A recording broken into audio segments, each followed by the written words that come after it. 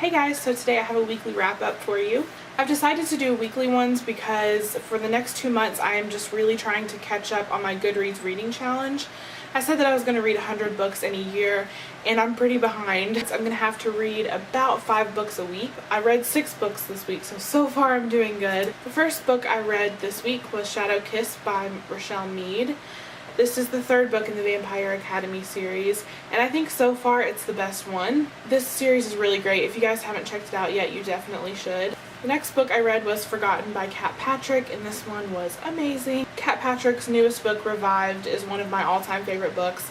This book did not necessarily live up to how much I loved her other book, but it was still really great. This one is about a girl who every morning at 4:33 a.m. her mind sort of resets and she forgets everything that has happened the previous day. So she has to keep this little journal that for when she wakes up in the morning, she sort of leaves herself notes or reminders about what happened the day before. But the really weird thing about this girl's condition is that not only she forgets the past, but she also remembers things from her future, so she sort of has these visions, and it's definitely really interesting. That's one thing I love about Kat Patrick's book, is that I can always count on her to have super original plots. Next book I read is City of Bones by Cassandra Clare.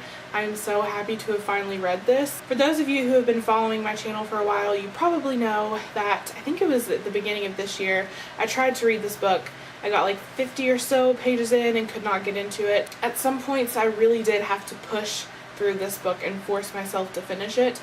So for that reason I can't say that it is the best book I've ever read, but it was still really good. I enjoyed the plot and the characters, so I'm definitely going to finish the series, and I'm really glad that I read this before the movie came out. Next I read Cecilia Ahern's Girl in the Mirror and The Memory Maker, and it's just 2 little short stories in this tiny book. I gave it 3 stars. It was pretty good. I mean, I guess I would really only suggest this for people who are fans of Cecilia. She is the author who wrote P.S. I Love You and also The Book of Tomorrow, which I talked about in a wrap-up video. I think it was for September. Then I read The Perks of Being a Wallflower by Stephen Chbosky, and as you can probably tell by my face, I loved it. I'm not going to talk about it though, because if you want a synopsis and you want my opinion, I did a full review yesterday, which I will link down below. Definitely go check it out. It's only 3 minutes long, so yeah, you should go watch it. The last book I read this week was 13 Reasons Why by Jay Asher. This book was really good. I enjoyed it a lot. I started reading it at like 6 o'clock one night, and then I ended up finishing it at like 2 or 3 in the morning because I just couldn't put it down. I was so excited to see what would happen. This book is about a girl who commits suicide, but before she does, she makes these tape recordings explaining to certain people how they contributed to her death. And so the rule is that these people who are part of her reasons for killing herself, they have to hear these tapes and listen to why they were part of the reason, and then they have to send it on to the next person. It was a really interesting book. I highly suggest it. This is also going to be a movie sometime soon. I'm not sure when it'll come out, but I'm really excited for it, so definitely check out this book. So that is it for my weekly wrap up. I hope you guys enjoyed it, and I'll see you in the next one. Bye. I mean, not 5 books a month. Dang it!